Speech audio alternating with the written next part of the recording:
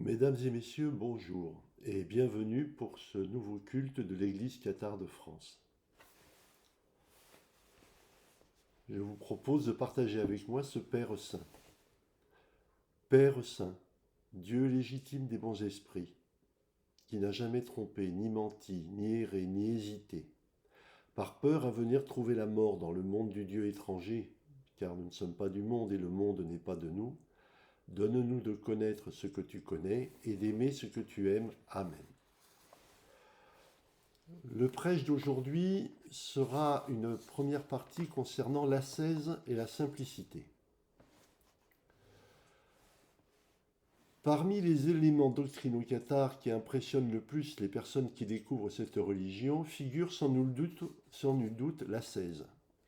En effet, vue de l'extérieur, l'ascèse est considérée comme une privation assortie de contraintes qui confinent à des sacrifices. Cette vision tient au fait que les observateurs ignorent un fait essentiel dont ils sont dépourvus, l'engagement spirituel qui inverse le paradigme animal, qui domine toutes les espèces, au profit d'un paradigme spirituel qui éloigne tout ce qui est mondain au profit d'une large ouverture spirituelle. Il ne peut y avoir privation que s'il persiste de l'envie et du désir. L'engagement cathare doit être compris comme une forme d'éducation tant spirituelle que charnelle. Cette éducation concerne en premier lieu la part mondaine de notre être, qui est habitué à tout régir et à imposer sa loi qui vise à la survie et à la domination. Cette éducation va utiliser les règles d'abstinence pour formater le corps et l'intellect, qui sont de nature mondaine, au paradigme spirituel qui inverse les rôles et les primautés. Le corps va devenir le support, inerte et obéissant, de l'Esprit Saint qu'il renferme, pour que ce dernier puisse se déployer du mieux possible en vue de son évasion qu'il prépare avec l'aide du Paraclet et qu'il réussira par la grâce du principe du bien.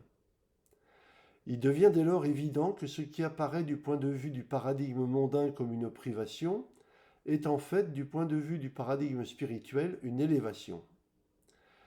L'ascèse pousse à la simplicité, puisque cette dernière devient la conséquence de l'ascèse. Elles sont à la fois doctrinales dans leur formulation et leur motivation, tout en relevant de la praxis dans leur mise en service. De même, elles relèvent de deux fondamentaux que nous avons déjà étudiés, eux-mêmes strictement dépendants du commandement christique de bienveillance. L'ascèse doctrinale est une morale intellectuelle. D'un point de vue strictement littéraire et encyclopédique, il s'agit d'une technique de discipline psychologique en vue d'une libération spirituelle. Bien entendu, les cathares avaient approfondi ce concept.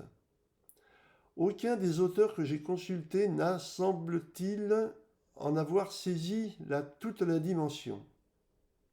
Dans son ouvrage « La vie quotidienne des cathares du Languedoc au XIIIe siècle », René Nelly règle en quelques lignes le sujet et conserve l'approche sacrificielle liée au judéo-christianisme. Jean Duvernois, dans sa somme en 2 volumes Le catharisme, nous détaille très bien les différents éléments de l'abstinence, mais conserve lui aussi un regard extérieur imprégné de judéo-christianisme. Michel Roquebert, malgré un ouvrage dédié à l'approche religieuse du catharisme, La religion cathare, le bien, le mal et le salut dans l'hérésie médiévale, n'aborde jamais les éléments doctrinaux et la praxis des cathares, préférant se cantonner à des considérations théologiques très intéressantes mais détachées du fond de cette religion. Anne Brenon, même si elle en a donné une image précise et détaillée dans le second tome de son ouvrage Dissidence chrétienne dans l'Europe médiévale, le choix hérétique, n'aborde pas la profondeur de ces pratiques ascétiques. S'il est un auteur qui semble s'être approché un peu plus de la profondeur de l'ascèse cathare, c'est sans doute Philippe Roy dans Les cathares, histoire et spiritualité, qui nous rappelle combien cette pratique importante était avant tout un choix personnel et spirituel et non une démarche sacrificielle ou punitive. L'ascèse chez les cathares est donc une discipline à la fois morale et physique, portée par une démarche spirituelle. L'ascèse morale. Sur le plan moral, elle touche aux 2 fondamentaux. En effet, on peut classer ces applications en 2 catégories, celle qui cherche à ne faire violence à personne et celle qui cherche à développer l'humilité en tous et en nous. Essayons de les lister. L'ascèse morale consiste à se retirer du monde et donc à ne plus participer à ces luttes de pouvoir. Le refus de juger les personnes, le refus d'affirmer quoi que ce soit, le refus de prêter serment, le refus de mentir, forcément, cela ouvre la porte à ceux qui veulent au contraire exercer leur pouvoir et affiner leur vérité, affirmer leur vérité. Mais pour les cathares, ce n'est pas grave, car c'est en suivant leurs règles avec fermeté et constance qu'ils démontrent la validité de leur foi, quand d'autres triturent les textes et modifient les règles dans le sens d'un allègement de leurs difficultés, plutôt que de se mettre en état d'en atteindre le niveau. En effet, celui qui cherche à réduire les obligations d'une règle ment deux fois. D'abord en prétextant qu'on ne peut pas la suivre aujourd'hui alors qu'elle était pratiquée en d'autres temps, et en affirmant qu'on peut la modifier même si l'on n'a pas d'argument doctrinal à lui opposer. On peut, par contre, la modifier si elle s'appuie sur des éléments de la connaissance générale qui ont évolué au fil des siècles, mais c'est en général en la développant et non en la restreignant. Voyons le refus de juger. Contrairement à beaucoup, le cathare ne considère pas que son engagement spirituel le rend meilleur ou plus clairvoyant que les autres. Au contraire, il prend conscience de sa fragilité dans un monde qui cherche à lui faire croire qu'il dispose du libre arbitre alors que c'est faux. Par conséquent, il s'interdit de porter un jugement sur la personne de qui que ce soit. Quand il constate des problèmes dans l'expression des autres, il les relève et argumente contre ses propos. Le cas échéant, il peut montrer que les propos sont contraires à la connaissance que nous avons grâce au catharisme, en utilisant les publications contrôlées et en proposant les connaissances ou en proposant les sources à l'appui de ses dires. Critiquer un propos n'est pas juger une personne. Par contre, catégoriser une personne pour dénigrer son propos est interdit. Si le cathare se trouve confronté à cela, il ne peut que le faire remarquer et se retirer de la discussion. Dans un autre domaine, le cathare ne veut pas prendre parti. Il ne participe pas au vote pour désigner des représentants, puisqu'il reconnaît ne pas avoir les compétences pour juger entre tel et tel candidat. De même, s'il soutient ceux qui souffrent, il ne se positionne pas en représentant des autres, ni en cherchant à obtenir un mandat électif politique, ni en prenant des responsabilités de représentation professionnelle. S'il s'investit dans une activité sans retentissement sur la vie des gens, comme dans le cadre d'une association, il veille à ne pas être le seul à décider. Le refus d'affirmer quoi que ce soit. Dans la droite ligne du point précédent, le cathare refuse de se mettre en situation d'avoir à affirmer ce qui est vrai et ce qui est faux. Il peut donner son opinion, non sans préciser par des circonlocutions appropriées que ce n'est qu'un point de vue relevant d'une impression qui ne prétend pas être la vérité. Ce point est très important, car dans notre monde, nombreux sont ceux qui, au contraire, s'expriment à la va-vite au risque de se retrouver dans l'impasse de leur empressement. Un vieux dicton nous demandait de tourner 7 fois la langue dans la bouche avant d'affirmer quoi que ce soit, et le président américain Abraham Lincoln avait eu cette remarque délicieuse: mieux vaut se taire au risque de passer pour un imbécile que de s'exprimer à tout prix et de ne plus laisser le moindre doute sur ce point. Cet élément, directement lié au fondamental de l'humilité, pose également un problème vis-à-vis des autres. En effet, la tentation était forte pour les sympathisants et les croyants d'interroger le bon chrétien disponible sur tout et sur rien. Or, ce dernier n'avait pas forcément la connaissance et la compétence pour répondre. Et si on insistait, il courait le risque de se mettre en faute sur un point en disant quelque chose d'inexact ou qu'il n'avait pas pu vérifier. C'est pourquoi les cathares insistaient sur le fait que les croyants devaient éviter de presser de questions leur interlocuteur et attendre qu'il les ait dirigés vers un prédicateur plus à même de leur répondre. Le refus de prêter serment. Comme toujours, la doctrine cathare et la règle de justice et de vérité qui en découle s'appuient sur l'exemple du Christ. Ce dernier prohibe clairement le serment, comme cela est dit dans l'Évangile selon Matthieu. « Et moi je vous dis de ne pas jurer sur tout, ni par le ciel, parce qu'il est le trône de Dieu, ni par la terre, parce qu'elle est le marchepied de ses pieds, ni par Jérusalem, parce qu'elle est la ville du grand roi. Ne jurez pas non plus par ta tête, car tu ne peux en rendre blanc ou noir un seul cheveu. Que votre parole soit oui, oui, non, non. Le surplus est du mauvais. C'est encore un niveau supplémentaire par rapport à la loi mosaïque qui est incomplète puisqu'elle se limite à interdire le parjure.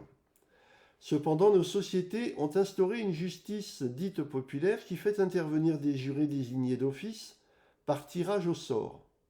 Il est impossible de se mettre hors de portée puisque le tirage se fait sur les listes électorales où chacun est obligé par la loi de s'inscrire dès sa majorité. Donc, si un cathare se trouve contraint par la loi de se présenter devant une instance qui va lui demander de prêter serment, il doit expliquer qu'il ne peut le faire, mais qu'il veut bien collaborer dans les limites de sa foi et de ses compétences. Si on lui demande de prendre parti malgré ses explications, il doit alors prévenir qu'il prendra la décision la moins pénalisante pour la personne concernée, ce qui ne peut être considéré comme une entrave par l'autorité qui veut le forcer à agir.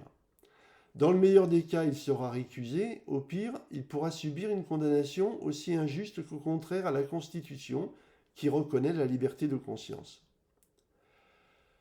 Le refus de mentir. Ce point est commun à beaucoup de milieux, religieux ou non. Chez les cathares, en application de la parole christique qui ne fixe aucune exception à ce critère, il est plus étendu que dans d'autres milieux. Ainsi, la société civile interdit le mensonge dans certains cas, sous serment, quand il engage une autre personne, etc. Mais elle l'autorise pour se protéger ou dans un cadre familial pour protéger un proche. Les religions judéo-chrétiennes sont plus exigeantes. Elles interdisent tous les mensonges dont nous avons connaissance, qu'ils soient volontaires, actifs ou passifs, par omission. Les cathares interdisaient tous les mensonges également et y ajoutaient ceux dont ils n'avaient pas conscience au moment où ils étaient commis. C'est pour cela qu'ils évitaient d'exprimer des propos trop affirmatifs, préférant les circonlocutions évasives. Ce point ne relève pas du fondamental d'humilité, mais de celui de non-violence, puisque le mensonge porte tort à celui qui en subit les conséquences. L'ascèse sociale. Voyons d'abord le retrait du monde. Comme je l'ai dit, les cathares ne cherchaient pas à paraître en société. Les points précédents montrent qu'à l'évidence, ils ne pouvaient pas se mettre en avant ni répondre favorablement aux demandes pressantes des croyants qui voulaient en faire des exemples moraux, comme on le voit souvent dans les dépositions devant l'Inquisition. Ils vivaient leur vie cénobitique selon leurs règles, mais quand ils devaient se mêler au monde, ils le faisaient en respectant les règles de ce dernier. Quand ils craignaient qu'un choix les entraîne à devoir respecter des règles sociales contraires à leurs règles morales, ils se tenaient à l'écart, y compris à leur détriment. Nous connaissons le cas de l'animal pris au piège, qui est relaté dans la règle du Nouveau Testament occitan de Lyon. Dans un cas, le cathare passe sans intervenir face à l'animal trouvé dans le piège. Cela peut choquer qu'ils choisissent de ne pas intervenir. En fait, deux cas peuvent l'expliquer. L'animal est déjà mort et le libérer ne changerait rien, ou bien le cathare n'a pas la possibilité d'indemniser le chasseur, dès lors il reste en dehors de la société des hommes et n'intervient pas. Les bases philosophiques. Cela fait penser un peu aux philosophies qui refusaient d'intervenir quand ils estimaient cela contraire à leur conception philosophique. On raconte notamment l'histoire de Pyrrhon d'Élée, philosophe cynique, dont le maître Anaxarque était tombé dans une mare et qui le laissa ainsi sans rien faire. Sujet aux reproches de la population, Pyrrhon fut défendu par son maître lui-même, qui loua son indifférence au monde. Les stoïciens, disciples de Zénon, appelés aussi en référence au portique où il philosophait, étaient aussi détachés du monde, comme le montre cette anecdote. Épictète, esclave romain d'origine phrygienne, fut torturé par son maître dans sa jeunesse. Celui-ci lui tordait la jambe au point que l'esclave lui dit « Tu vas me casser la jambe ». Son maître ne l'écoutant pas, la jambe se brisa et le sage dit alors « Je te l'avais bien dit ». Quoique de condition modeste, Épictète fut considéré par l'empereur Marc Aurèle comme son maître en philosophie. À bien des égards, il philosophait comme les cathares. On retrouve dans le livre que je vous conseille en note de nombreuses remarques qu'appliquaient ou que n'auraient pas renié les cathares.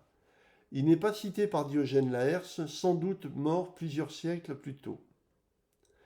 Le texte en question porte le titre de « Vie, doctrine et sentence des philosophes illustres » par Diogène Laërce et Épictète, un livre de Gabriel Germain.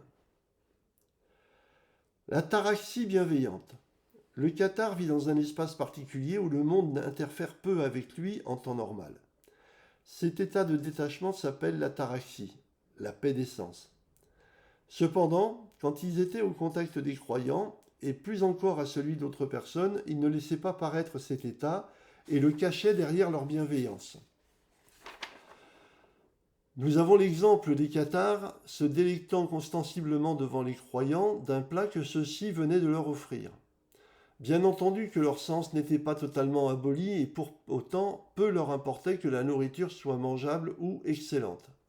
Mais pour manifester leur sensibilité à l'effort du croyant, ils agissaient avec bienveillance pour qu'il soit satisfait sans pour autant mentir. Cela est important à comprendre, car nous avons trop peu de témoignages de revêtus pour saisir le détail de leur psychologie sociale. Comme de logique, ils étaient plutôt centrés sur leur spiritualité que sur leur place dans ce monde.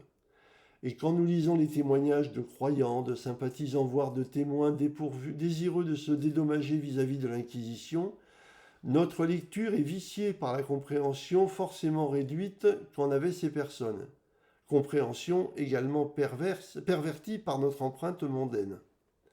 Si j'emploie ce terme d'ataraxie bienveillante, presque un oxymore, c'est qu'elle reflète les deux versants de l'état du bon chrétien en ce monde.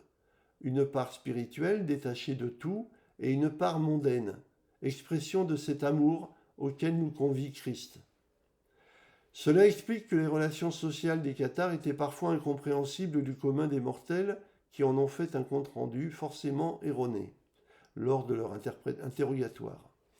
Par exemple, quand Pierre Authier, avant de se rendre en Italie pour y suivre son noviciat avec son frère Guillaume, régla ses affaires en vendant ses biens ou en les répartissant entre sa femme, sa maîtresse et ses enfants, il n'hésita pas à vendre à perte, car le profit n'était plus pour lui un objectif. Je traiterai de l'ascèse dans la praxis dans un prochain prêche. Guillaume de Carcassonne. Merci de votre attention. Je vous propose, pour terminer, d'écouter le pater que je vais dire. Père Saint, Dieu légitime des bons esprits. Père Tout-Puissant, principe des esprits saints, ta volonté agit sur tout le bien. Ton Saint-Esprit nous guide comme il te plaît, pour que ta grâce puisse nous être accordée. Donne-nous chaque jour la nourriture que ta parole et ton amour procurent. Remets-nous nos fautes et nos manquements, comme pour nos frères nous en faisons autant, et soutiens-nous dans les difficultés afin de nous délivrer du mauvais. Amen. Bonne journée, au revoir.